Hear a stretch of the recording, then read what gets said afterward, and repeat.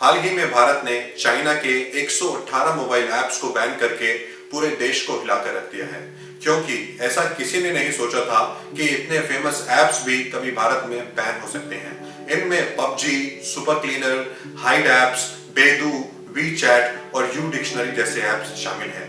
ज्यादातर ऐप्स को भारत में लाखों करोड़ों लोग यूज किया करते थे और इन सभी ऐप्स के द्वारा हमारे देश का डेटा हमारे देश से बाहर जा रहा था। इससे पहले इसी साल जून के महीने में भारत सरकार ने चाइना की 59 मोबाइल एप्लीकेशंस को बैन कर दिया था और फिर उसके बाद जुलाई के महीने में 47 और एप्लीकेशंस पर प्रतिबंध लगा दिया गया और अब सितंबर के महीने में 118 चाइनीज मोबाइल एप्लीकेशंस पर भारत सरकार ने बैन लगा दिया है। तो अभी तक कुल मिलाकर चाइना की 234 मोबाइल एप्लीकेशंस पर भारत सरकार बैन लगा चुकी है और ये हमारे देश की सुरक्षा की दृष्टि से बहुत अच्छा है।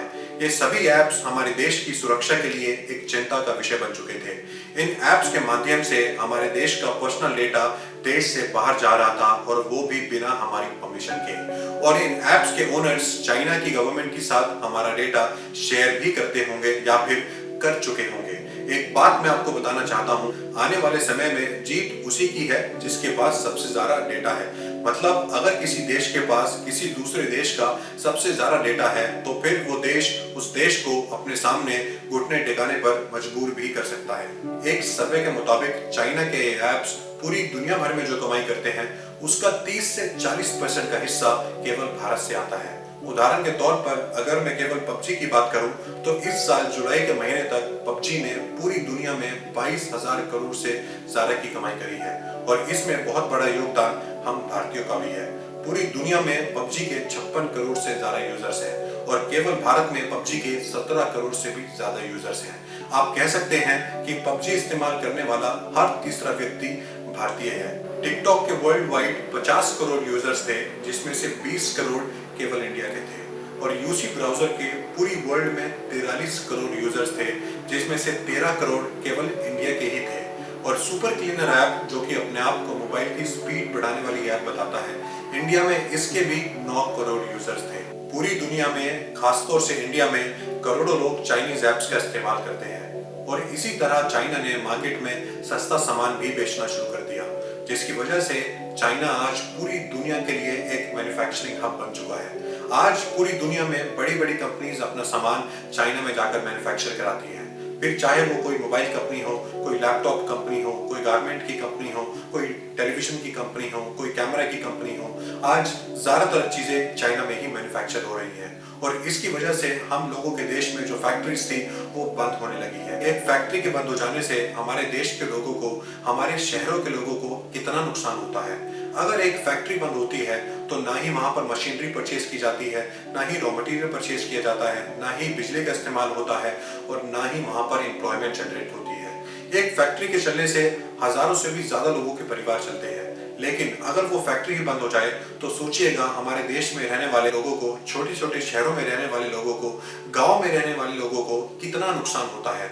उनके रोजगार खत्म हो जाते हैं। कल तक जो लोग एक फैक्ट्री पर निर्भर किया करते थे, आज वो फैक्ट्री एग्जिस्ट ही नहीं करती और आज ज्यादातर लोग मेड इन चाइना सामान बेचने लगे हैं, जिस सामान की ना तो कोई वारंटी होती है और ना ही कोई क्वालिटी होती है, बस वो सामान सस्ता होता है। इसीलिए आज हमारे लोग राखी से लेके पिचकारी तक, पटाखों से लेके कपड़ों तक सारा सामान मेड इन चाइना खरीदने लगे हैं। ये सब मैं आपको अपने एक्सपीरियंस से बता रहा हूँ।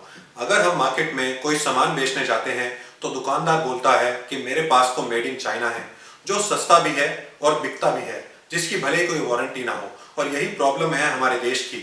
जहां सस्ता सामान मिलता है हम वहां पर टूट पड़ते हैं। हम सस्ता सामान खरीदते हैं और हम क्वालिटी को कॉम्प्रोमाइज कर देते हैं। हम कोई वारंटी नहीं देखते, कोई क्वालिटी नहीं देखते और जिसकी वजह से आज हमारे देश में इंडिजीनियस फैक्ट्रीज, इंडिजीनियस प्रोडक्ट्स सफर करती हैं। अब सोचिएगा अगर वो सारा मैन्युफैक्चरिंग सिस्टम हमारे देश में फिर से शुरू हो जाए और जो फैक्ट्रीज चाइना में लगी हुई हैं, जो बड़ी बड़ी कंपनीज पूरी दुनिया भर में चाइना में अपना मैन्युफैक्चरिंग करा रही हैं, वो सब कंपनीज अगर भारत में अपनी मैन्युफैक्चरिंग कराने लगे तो इससे हमारे देश की इकोनॉमी को कितना फायदा हो सकता है। हमारे देश में छोटे छोटे शहरों में, गांव में रहने वाले लोगों को सबको व्यापार मिलने लगेगा, जो कि अब हो भी रहा है। आप देखिएगा mask, PPE kit, ventilators, sanitizers, ये सब सामान हम चाइना से इंपोर्ट किया करते थे और आज चाइनीज प्रोडक्ट्स पर बैन लगने के बाद ये सब सामान हमारे देश में ही बनने लगा है और आज हम इतनी ताकत रखते हैं कि पूरी दुनिया को हम ये सामान एक्सपोर्ट कर सकते हैं। आज इसकी वजह से हमारे देश की अर्थव्यवस्था को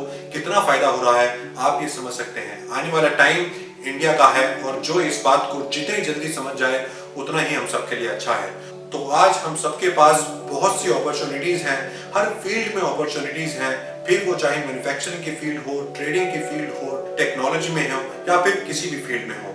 आप सब इस चीज का फायदा उठाएं और मेड इन इंडिया सामान को बनाएं। इन एप्स के बंद हो जाने पर हम सबके हाथों में एक बहुत बड़ी अपॉर्चुनिटी आ गई है। हमारे देश में जो लोग इन ऐप्स का इस्तेमाल किया करते थे आज वो परेशान भी हैं क्योंकि ये ऐप्स उनका टाइम भी पास किया करते थे और उनका मनोरंजन भी किया करते थे। क्यों ना ये सब ऐप्स हमारे देश में इंडिजीनियस हो जाएं, हमारे देश के लोग ही ऐसी ऐप्स बनाएं जो लोग चाइना की ऐप्स का इस्तेमाल किया करते थे, यानी कि जो चाइना की ऐप्स के इंडियन यूजर्स थे क्यों ना वो इंडियन ऐप्स पर शिफ्ट हो जाएं। इससे हमारे देश का पैसा हमारे देश में ही रहेगा और हमारे देश के लोग और ज्यादा पैसा कमाएंगे और इंडिजीनियस प्रोडक्ट्स भी बना पाएंगे। और अब मैं बात करता हूँ एक मोबाइल ऐप की जिसको बॉलीवुड के famous actor Akshay Kumar launch करने जा रहे हैं। इसको आप पबजी का रिप्लेसमेंट भी कह सकते हैं। इसका नाम है फौजी यानी कि फियरलेस एंड यूनाइटेड गार्ड्स। इस गेम को खेलने के साथ साथ आपको हमारे देश के वीर जवानों के बारे में भी जानने का मौका मिलेगा और इसकी एक खास बात यह है इस गेम से कमाया हुआ जो पैसा है उसका 20% हिस्सा भारत के वीर ट्रस्ट को जाएगा। भारत का वीर ट्रस्ट एक गवर्नमेंट ट्रस्ट है। इस ट्रस्ट का आया हुआ पैसा हमारे देश के वीर जवान जो कि शहीद हो चुके हैं उनके परिवारों को जाता है। आप सोचिएगा इस गेम को खेलने के साथ साथ आप कितने लोगों को भला कर रहे हैं, अपने देश की इकोनॉमी को बढ़ा रहे हैं। एक तरफ आप अपने देश के इंडिजीनियस प्रोडक्ट को प्रमोट कर रहे हैं और दूसरी तरफ आप अपने ही देश के वीर जवानों के और शहीदों के परिवारों को भी सहयोग कर रहे हैं। आपके सामने आज कितनी बड़ी अपॉर्चुनिटी है। एक रिसर्च के मुताबिक भारत में आज 50 करोड़ स्मार्टफोन यूजर्स हैं और 70 करोड़ इंटरनेट यूजर्स हैं। आप सोच सकते हैं इतना कुछ है आपके करने के लिए, अगर आप चाहें तो बहुत कुछ कर सकते हैं। इस पर सोनम वांगचुक ने एक बहुत ही बढ़िया बात कही है। उन्होंने कहा है चाइना को अगर हराना है तो बुलेट से ज्यादा वॉलेट पर ध्यान देना होगा। First software then hardware. I believe that there is immense power in the youth of our country. हमारे देश के युवाओं में बहुत ताकत है जो ताकत किसी भी देश में नहीं है, तो क्यों ना हम उस ताकत का इस्तेमाल करें। हमारे देश के युवाओं के लिए एक लाइन में कहना चाहूंगा, जो पर्वतों से टकरा जाए उसे तूफान कहते हैं, जो पर्वतों से टकरा जाए उसे तूफान कहते हैं और जो तूफानों से टकरा जाए उसे हमारे देश का युवा कहते हैं। तो क्यों ना करे कुछ ऐसा कि पूरी दुनिया करना चाहे आपके जैसा। स्वामी विवेकानंद जी की कही हुई एक लाइन मुझे अक्सर याद आती है कि arise awake and sleep not until the goal is achieved।